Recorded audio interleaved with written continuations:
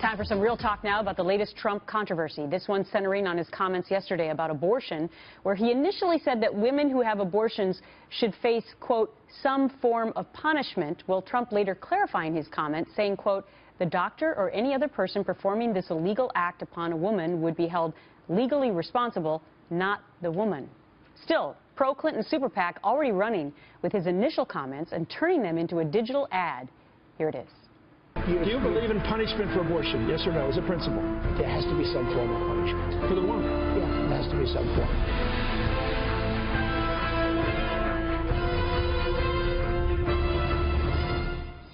Joining me now, Omarosa Manigault. She's a Trump supporter and a former Apprentice contestant. You know her.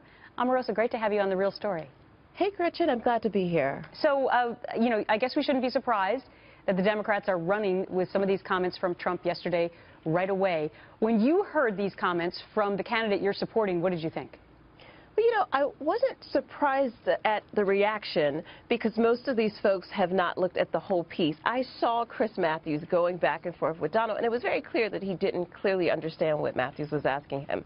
And so I'm glad that he has clarified his position and made it very clear that he was talking about the doctors who perform these illegal abortions and not the women. Okay, so I guess the hypothetical question was if abortion were illegal in the country at some point moving forward, and you believe that Donald Trump did not, he didn't understand the question initially, but you're okay with the fact that he came back with a clarifying response.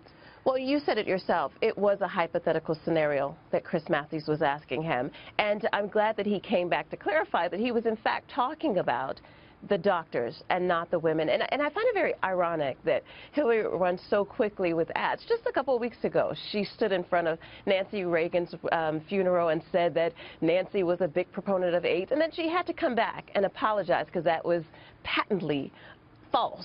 Okay. And so we didn't run ads because she made a comment that clearly she misspoke or she wasn't informed about. This is the same situation with Donald Trump. He misspoke. He wasn't informed clearly on that position, and he has made a clarification of his position. Okay. And so we can move forward from that. Some of his critics have said that, look, this didn't help him with the female vote where he already is suffering. I just want to show the most recent poll for you. Favorable view of Trump among women respondents.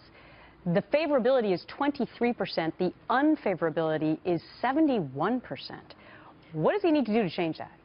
Well, Gretchen, we've been watching polls this entire cycle, and clearly things are not as they seem. 7.5 million people have cast their vote for Donald Trump in support of his candidacy. 7.5 million. They are not all males. They are not all white males. There are women who support Donald Trump and who have been showing up at the polls to show that they want him to be the next president of the United States. So I see that number, and I've seen lots and lots of polls, but who are the 7.5 million people who are supporting Donald Trump who have cast their votes for him? You have to ask that question because otherwise he would not clearly be the front runner without women voters. All right. Omarosa, great to talk to you.